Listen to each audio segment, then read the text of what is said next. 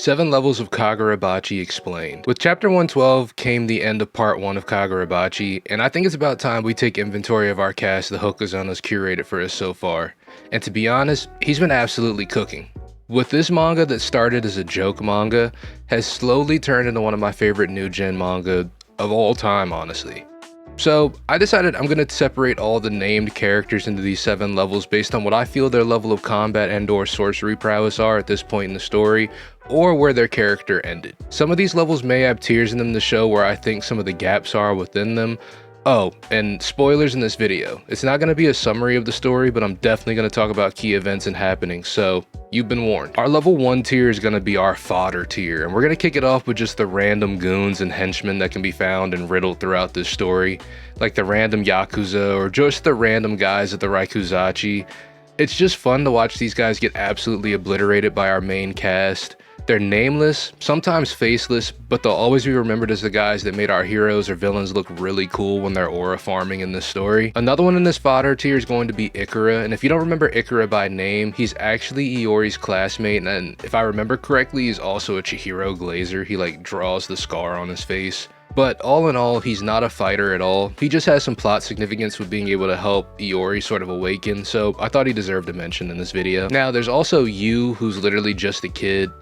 His sister's being auctioned and he wants to save her from the Raikuzachi, and he stabs a guard at the Raikuzachi, so this places him pretty high, I feel like, in terms of this fodder tier, in terms of actually being able to damage somebody. But yeah, he's just a kid. And then rounding off this tier is going to be Hinao, who, as important as she is towards the story, isn't really that relevant herself. She's a civilian who acts as a liaison between civilians and sorcerers to sort of source jobs and, you know, mercenaries for things, but in terms of capabilities herself, she can't really do much. She's really just a civilian herself, but she's just pretty tapped in, so she is still important for our cast. Which is going to bring us to level 2, which is going to be our middies. And the first person I'm going to talk about here is the Oni Mask Sorcerer, who is pretty much only known for pissing his pants and leaving when Azami shows up. Now, I'm memeing a little bit because he did think he could at least contend with Chihiro with an enchanted blade, but this reaction to Azami showing up is enough for me to slander him, so I'm definitely going to take it, and I'm going to place him on tier 2 of this level. Char. When it comes to Char, she's not a combatant, but she's still low-key one of the most important members of the main group.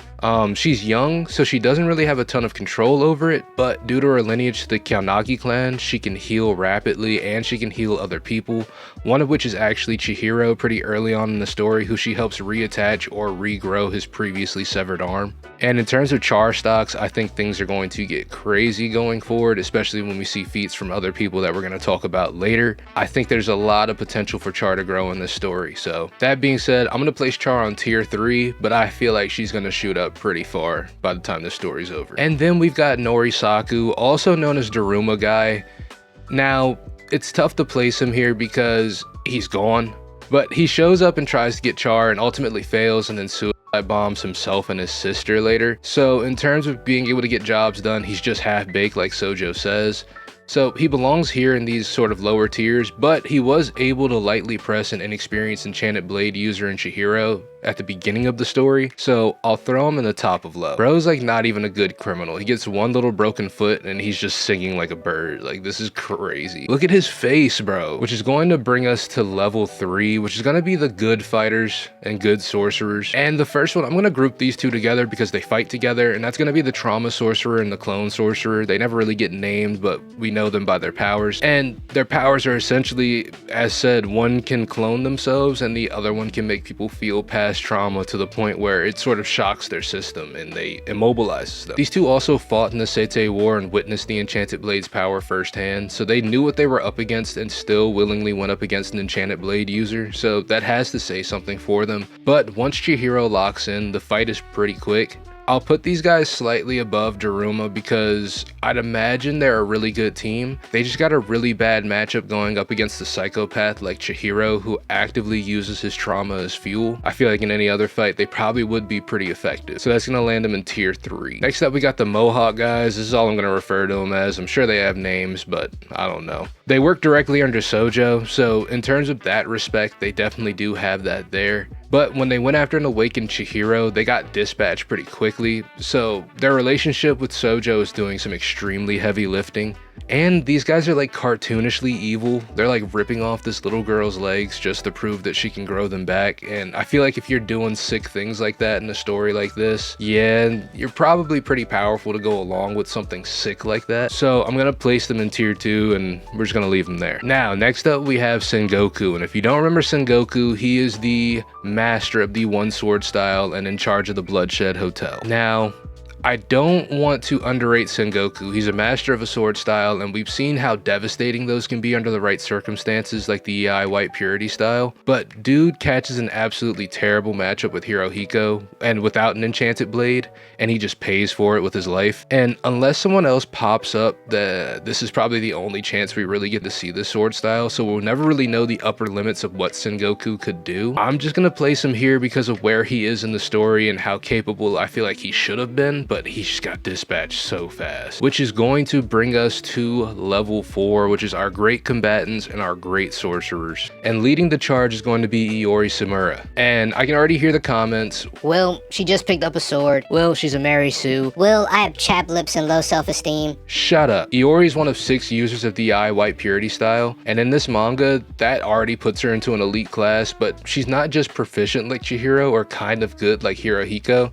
I'd personally consider her the 4th unofficial master of the form just because she's able to use it non-lethally in her first fight with a real sword. And given that the sword that I believe she's going to use in the future is Tobimune, which is another support sword, which is a healing sword also, I just think the stocks for Iori are going to skyrocket at a certain point. I think putting her right here in tier 3 is just safe for the moment, but by the time this story ends, she will be up there with the top tiers. The next person on this level I want to talk about is Kudo. He's a Kamunabi leader, so I don't want to put him too low on this list. I don't want to disrespect him. But since we didn't get to see too much from him, and he himself admitted that the others are better fighters than him, I'm going to place him on tier 1. I feel like that's a fair placement, and I'm going to leave him there. And then we got our next of a group. We have the Anti-Cloud Gouger Squad -1, and we'll talk about that one later. But this group gets super hyped, and they get dispatched by a Sojo who's literally been using Cloud Gouger for a week at this point, which doesn't show so much how weak they are, but it shows how powerful that enchanted blade is. Again, this is an elite squad, so to downplay them and act like they're just bad sorcerers or even just good sorcerers is incorrect. But they were outclassed, and it was pretty much a coughing baby versus a hydrogen bomb in this instance. Honestly, when I first read this, I thought they were going to put up more of a fight than they did, and the fact that only 2 of them survived this kind of furthers my point. So I'm going to place them on tier 2 and leave it at that. And next we got the Sazanami family with 2 exceptions. So we're talking about everybody but Kiora and Soya, and obviously Hakuri, but I don't really consider him a part of the family at this point. But these guys outside of Datenseki power-ups, they can't really contend with Chihiro in the end, or Shiba, or Hayuki. So this is really where they top out. Not to mention the fact that Datenseki is a, life-sacrificing power. So it's not even like something they can consistently use to keep contending. It's just a one-and-done power-up that ultimately kills them. So I'm going to place them on tier 2 with the Anti-Cloud Gouger squad, and then leave it at that, because they are supposed to be an elite group, which is going to bring us to level 5, which is going to be our elite combatants and high tier sorcerers. Now, I like to distinguish, I did talk about 2 elite squads in the last level. Those are squads. These are people that I feel like are elite on their own and can contend on their own. And kicking that off, I'm going to start with Hakari and get it out the way. I get if your personal feelings towards Hakari aren't the fondest, but speaking objectively, Hakari is an anomaly amongst sorcerers by having 2 different innate types of sorcery with Iso and the storeroom. Even with the nerf that Hakari has,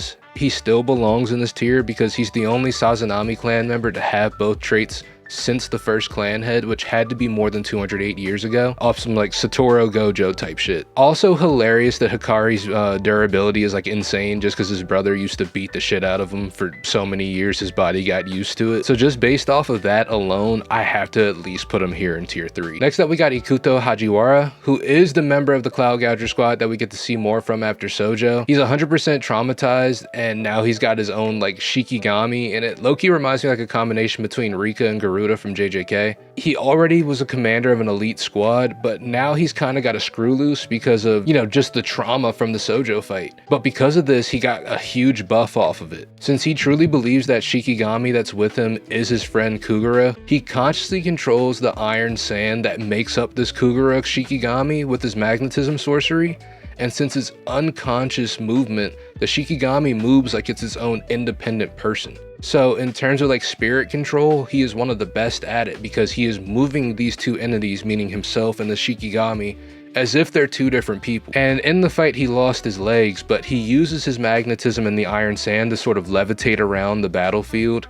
And he can use his magnetism as sort of an MRI to just scan the battlefield to see where anybody is that he's looking for. And in response to that, he can send out this Kagura Shikigami as a remote fighter or a remote sort of missile even, and can use the MRI skill through him as well. It was literally stated in the manga that he is so deranged that there is nobody that is more better suited for combat than him. Honestly, the more I talk about him, the more I kind of want to move him up, but I'm gonna place him in tier 1 of this for right now, and we're gonna see where he goes. Alright, I've been putting this one off for the video because I knew it was going to be controversial, but we're going to talk about Sojo. Genichi Sojo is a very tough rank because for some people, and even for myself, he is one of the best, if not the best villain in the story. But he was just gone way too early in the story, and that's the problem. And he was on straight menace timing from the absolute jump. He had Cloud Gouger for a week, and he showed us why these blades are dangerous and why they can't just be in anybody's hands immediately. He also kind of helps subtly introduce us to true realms of blades, but again, he gets dispatched so early in the story that like I can't put him any higher than this because the power clips do get a little bit crazy going forward. But if Sojo were allowed to live and blossom more in this world, he would have been an absolute problem. Alright, next up we have the Masumi, who are the bodyguards for Samura. And they're more of his bodyguards, not so much from a skill aspect. They are extremely skilled, but more so from the compatibility aspect based on abilities because they're ninja. But at the end of the day, they're able to erase their presence and hostile intentions. So they're able to fight on the same battlefield as Samura without him cutting them down also, because he just reads off of straight intentions and presence from opponents, which also makes them sort of a natural counter to Samura. Doesn't really work out like that later because Samura is that much of a beast, but they are sort of a natural counter for him in that way too. And in terms of their sorcery, they're on par with the elite of the elite in the Kamunabi because they are in possession, I think, of all the knowledge on the second level of the library, which is absolutely insane. But this is as far as they go also. And then next up we have Uran and Bingo from the Hishaku. Uran was present at the Rokuhira attack on that house, but she's sort of the lighthearted one of the group. She makes jokes and stuff all the time. And if I'm not mistaken, she's the one that just goes around freezing people. And when it comes to Bingo, he's the one that makes the huge sort of dog head constructs and goes around eating people or sending the dog heads off individually as projectiles to fight people. And when people cut them, it adds like negative effects to them, like it slows them down, adds weight to them, stuff like that. These guys are gonna be a problem in the future. We just haven't really seen a ton of them, but everybody in Hishaku is gonna be an absolute nightmare to deal with. So when it comes to Uran and Bingo, I'm gonna place them on tier 2, and then we're gonna see exactly where they go from there. Now we got Tafuku Mihara, who is the partner of Hiyuki, but really more of an underling of Hiyuki. But his power is very useful for her because he's able to create a pocket space that she can just kind of use flame bone and go nuts and not have to worry about damaging a bunch of stuff, and create a space that people are trapped in and they're now locked into a match.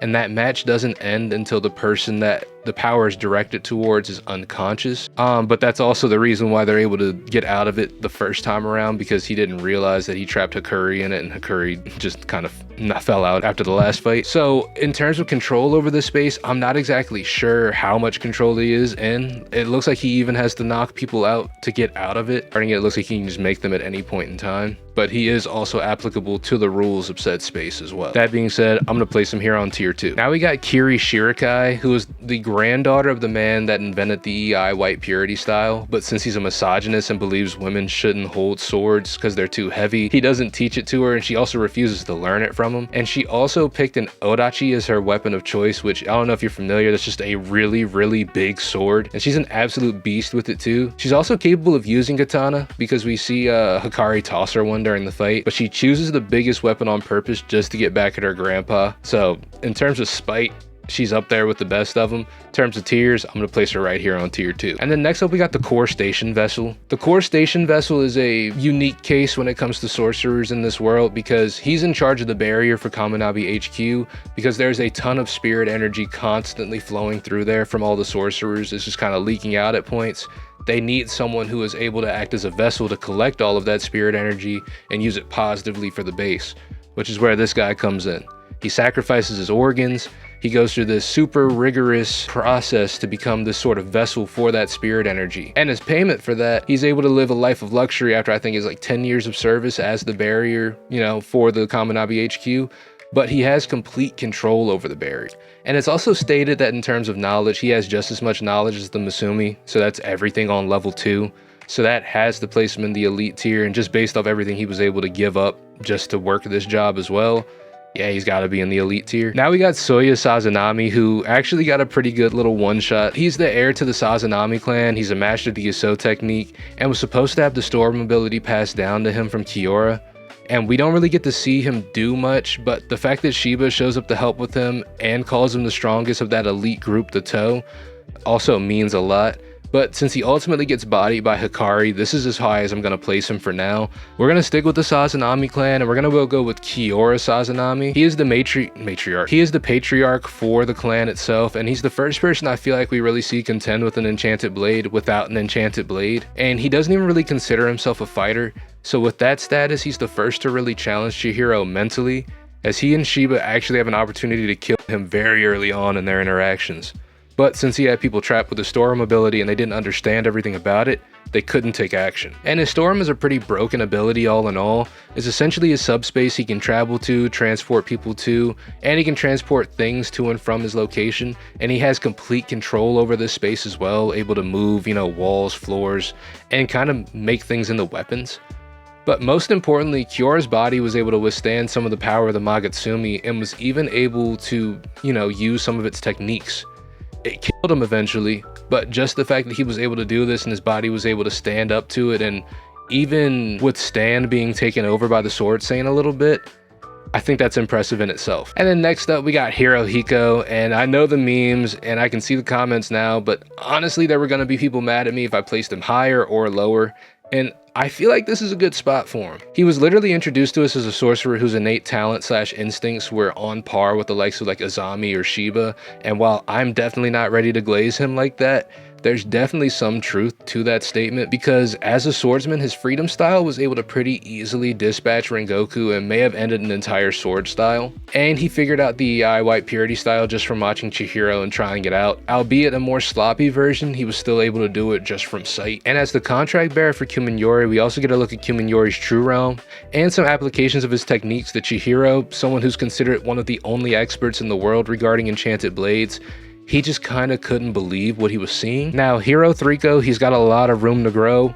I think he's going to end up doing it at some point, but for the time being, I'm gonna place him here and leave him here. And now we got some names that we got to finish this level out with that we don't have a lot of feats for. First up is Kuguri. I'm placing him on tier 1 with Hirohiko. I'm placing him there because he's training Hirohiko in the first place on swords play. We haven't seen him use an enchanted blade yet, but we know he has one. He's going to end up using it at some point. You know, he is kind of introduced to us immediately when we learned that Chihiro's swordsmanship isn't that great. He immediately fights Kuguri, and the Masumi say like this is the worst person he could be fighting first because Chihiro doesn't know great sword play and is working without an enchanted blade, and he has to go up against Kuguri.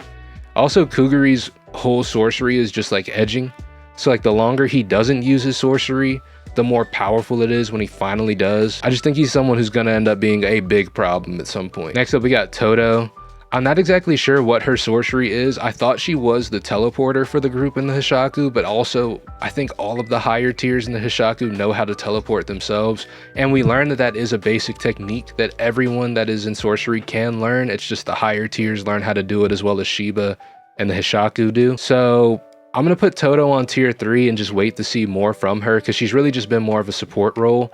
And the same is gonna go for best Genus Shaku. Can't really say much for him because he hasn't really done much. But he does act in the support role for the group, so I'm going to put him a little bit lower than people like Uran and Bingo that we've seen actively fighting people. And then finishing out this level, I'm going to put Izaru, who is one of the leaders of the Kamunabi, and he is able to intercept an attack from Hokuto, who kind of sneaks up on him. And in this attack, he isn't hurt by Hokuto, he just gets pushed through a wall. But even being able to react, respond, and push back someone of that tier, it's going to place him this high until we see more from him. Now we are at level 6, which is going to be our top tier threats. And I'm going to get this one out the way now. We're going to talk about Chihiro because he's going to be on this level. Now, where on this level may be controversial, but let's talk about it. Chihiro's going to be on tier 3 of this level. And don't kill me, I have some reasoning for it. While Chihiro's proven to be extremely capable and able to adapt to high-level fights on the fly, he's not truly a master swordsman. Even if you go to the wikis, if you look at guys like Samura and Aruha, it distinguishes that they are master swordsmen, whereas Chihiro is an expert swordsman. Big difference. And then we learned that Chihiro really only started learning swordplay 3 years ago. He had been working purely as a blacksmith up until that point. So following the attack and the raid on his house, he's been able to just keep up because he has a skill called the Rokuhira Eyes. And as it's described to us, it's pretty much like a built-in Sharingan where he's able to notice, movements, activities, and the smallest details and things, and he's able to recreate them. This is the most valuable skill at his disposal because he's just able to watch and lock in techniques from others. It's like Taskmaster, but more correct because he doesn't really forget the skills. He just builds on them and keeps getting better. So I feel like when he does get that formal teaching, it's going to skyrocket him to an absolutely new level. I won't get into the N10 too much because it's kind of gone at the moment, but he still has fragments of it, so I'm sure the basis of it with the 3 goldfish and the 3 main abilities, I'm sure those will still be intact, but they may be different versions of said, abilities, because he does stress that he wants to make a newer blade. He says new N10, he doesn't say remake N10. We also have to know how much of an enchanted blade he's really capable of making. I don't doubt Chihiro's skills because he had been working for so long as a blacksmith. I'm sure he does know how to do it, but I'm interested to see what his capabilities are lined up next to his father. And speaking of the Rokuhira Eyes, in terms of locking in skills, he got to watch the most high-level fight that we have seen in this story so far with Akamura Soga versus Samura. And Soga can even look in Chihiro's eyes and see the recognition and the light in it and know that he's going to be a problem for him later and that he should have killed him right then and there. I think it's also something to note that Cloud Gouger is also being remade by Chihiro, or at least a new Cloud Gouger is being made by Chihiro. I don't know if that's something he's going to keep and use himself. I feel like there may be an arc where he does try to use 2 of them for a little bit and it might be insane, but ultimately that blade's gonna end up going to somebody else at some. But I feel like until we know a little bit more about what Chihiro is capable of going forward and he does get that formal training, I think this is a good spot to place him based on everybody else who is going to end up in this level. And if we're sticking to main people in the story, I'm going straight from our protagonist to our antagonist in Yura. Yura's the leader of the Ishaku and his feats show that he's 100% deserving of that title. I don't think we've even seen his innate sorcery yet, but he can also summon trees like Trishaku and can teleport like some of the rest of the group too. But in terms of combat, he's just an absolute beast. He's able to keep up with the likes of Natsuki and Aruha in combat and outspeed Chihiro on multiple occasions. The thing that boosts Yura the most for me has to be his unsealing of the Magatsumi in 3 years. Shiba guessed like an elite sorcerer would take 10 years. He's able to do it in 3. And he's even able to wield the power of the Magatsumi remotely, and physically that puts him in just a whole nother realm, being able to successfully fight Aruha, Natsuki, and Azami at the same time. With everything that we've seen him capable to do, and the extent that he is willing to go to, he's got to be right here in tier 1. Next up, we got Trishaku, and we haven't seen much from him, but considering he's one of the sorcerers that was sent to take care of Kineshigi Rokuhira, he definitely has some weight in the organization. He's also the first Ishaku member we see, and Shiba himself tells us that the technique in terms of the trees he used is just huge in scale compared to like a weaker sorcerer, but no tape means no higher rank. So you're going to be on tier 3 until I see more. Next up, we got Yuki Sada, or more affectionately known by the community as Pishaku. He was said to be the strongest member of the Hishaku, and while I'm not sure if that's because of strength, I think it's definitely due to his resilience and just mental strength and mental aptitude, because after being introduced to him, we see he's extremely capable. And he's also capable of extreme regeneration, but we don't know if that's his sorcery or just a trait of his body. Is he a member of the Kyaunagi clan like Char? Were they able to implant something into him? But if he's any type of indicator of what Char could be capable of in the future also, I can see why her people were feared and ultimately killed off. But on top of all of that, he went through the same process as the core station vessel in terms of getting his reproductive organs and organs removed and becoming someone who can also control this barrier, which is how they're able to get in the first place, because he can disrupt it. So in terms of resolve, I definitely think he is the most mentally strong of the Hishaku. I just don't know if he's the absolute strongest of the Hishaku. So I'm gonna place him on tier 2 until we see more feats. He said as if being unkillable isn't a feat. Next up, we got Hiyuki, who I mentioned earlier, and she is stated to be the strongest fighter in the Kamunabi, hands down. I think that's because she is the wielder of Flamebone, which is said to be on par with the Enchanted Blades. She was pretty much on par with Chihiro when it comes to the Raikuzachi arc. He's a little bit further than where she is now, I feel like, but he doesn't have his Enchanted Blade at the moment, so I feel like that kind of evens out. But she's also someone who's going to be a big-time player later on. I'm also not sure who she's going to align with, considering you know, she wasn't there, and I don't know how much of the real story she knows. She may be someone who's a problem early on in part 2 until she, you know, gets educated as to what's happening. So I'm gonna place Hayuki on tier 3. We're gonna leave it at that. Next up, we got Togo Shiba, and he's the closest thing we have in this series to a speedster, and his moments are just so cool when we get to see him. Like, when this gets animated, you can't tell me this isn't gonna be like the Days of Future Past Quicksilver scenes. We haven't seen his innate sorcery, but the story just screams that him and Azami are relative, and he's at least speed-wise on par with Samura and his perception, and that alone makes him an absolutely huge threat to just anybody involved. And honestly, it's impressive to know that teleporting is an ability that everyone can learn, but Shiba just kind of does it at a completely different level than everyone else. Like, I feel like every situation or every building that needs Shiba, they just have like him on speed dial in case they need someone to show up immediately. And usually he's able to unless something crazy happens. So I feel pretty comfortable leaving him right here on tier 2. And then next up, we got the Executioner himself. I've been glazing him this whole video because he is my favorite character. We got Soshiro Azami. This is my GOAT for the series so far, man. Like, his aura is just off the absolute charts. Like, he is the Executioner, bro. I've probably been glazing him up to this point in the video anyways, but there's still room to do it some more. He's just an absolute threat through and through. Anytime somebody needs something taken care of, Azami is the sorcerer that gets sent. He became a colonel by the age of 18 during the Seitei War, which is absolutely unheard of. He's on par with people who are the leaders of the Kamunabi in terms of his sorcery. People say Hayuki is the strongest fighter. I don't know how true that is with Azami still walking around doing what he does, because even without a weapon, he is an absolute beast. Even like when in terms of his fighting style, I think they said his fighting style is just assault and battery. Like, he will just beat you the fuck up. He's able to fight through extreme pain and extremely painful situations. He gets his arm completely snapped up and broken by Yurin, the same arm he uses to throw a absolutely devastating punch. He's able to use these coins to sort of boost his own physical powers because his family uses it for medical purposes to heal people. You know, they use their sorcery to help the world. He uses it to beat people the fuck up. With that being said though, I'm gonna place him on tier 2 with Togo Shiba. I feel like the two of them should be right here for the moment, just because without enchanted blades, they do get topped out at some point, but they're just so capable, bro. They're so capable. All right, I'm gonna group these three up. It's gonna be Ichiki, Kazan, and Yatsuru. These are the leaders of the Kamunabi, and they're introduced as super elites, and it's stated by Azami, who's another super elite sorcerer, that these guys are giants at sorcery compared to him. But in comparison to Masumi, these guys have about twice as much knowledge, and they're known for like sealing techniques and barrier techniques, and them knowing that puts them into a super elite category by itself. So I'm gonna put them in tier 2 and leave them there.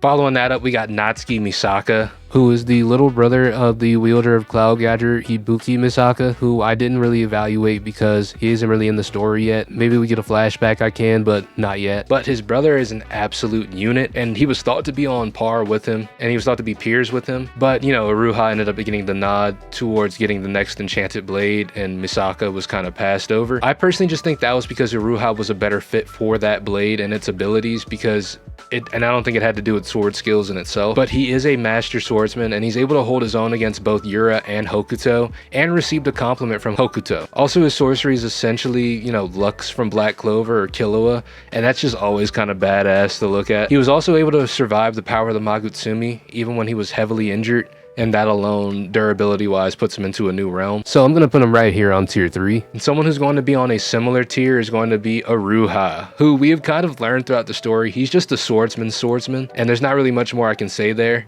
He learned the EI White Purity style by age 16, and he's considered one of the masters of it as well, and he was given an enchanted blade like a year later. Even base Yura was pressed by Iruha during the raid, and he cut off one of Hokuto's arms just after like locking in for a second. So even without an enchanted blade, bro's an absolute menace. But I honestly hope we get to see him with one again, because his sorcery really isn't the best. It's pretty much just Natsuki's, but he has to pick which physical attribute he boosts. Which, now that I think about it, a lot of sorcery is just boosting attributes for these elite guys. So like I alluded to earlier, he's going to go right here on tier 3. And following that up is going to be Hokuto.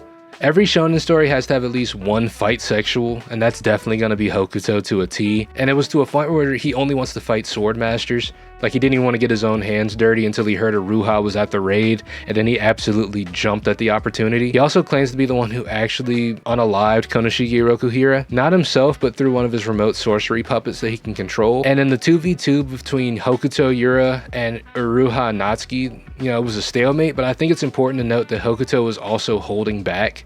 Like, he wanted to enjoy this fight as much as possible, even willing to lose limbs just to keep the fight going.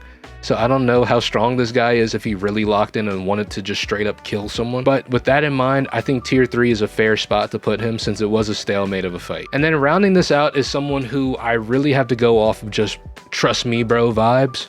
But that's going to be Itsuo Shirikai, who is the creator of the DIY purity style. He trained Samura, he trained Aruha, and I think he also trained the Misaka brothers as well. He almost killed Aruha on 4 occasions and nearly killed the brothers twice. But when it comes to this guy as a fighter himself, he created the sword style, and anybody who challenged him, he fought them and killed them. And it got to a point where he got so tired of fighting people, I think he just lives in the mountains now because he wants to fight bears. He's probably up there training bears how to use swords. But end of the day, I think he's going to be a big part of this story because I think Chihiro is going to end up getting trained by him. And I think that he's going to be big. So I'm going to put him in tier 1. And we have finally made it to the mecca of this story. We have made it to tier 7, the Calamities. Starting off the Calamities, we're going to work our way up. We're going to go with Rokuhira Konoshige, who is essentially the Oppenheimer of our universe. But imagine if Oppenheimer created 6 different bombs that all had different capabilities. And that's what you get with a Konoshige Rokuhira. Now, he states himself that he did not make these swords for evil intentions. He knows they can be used for good. He knows they can be used for evil.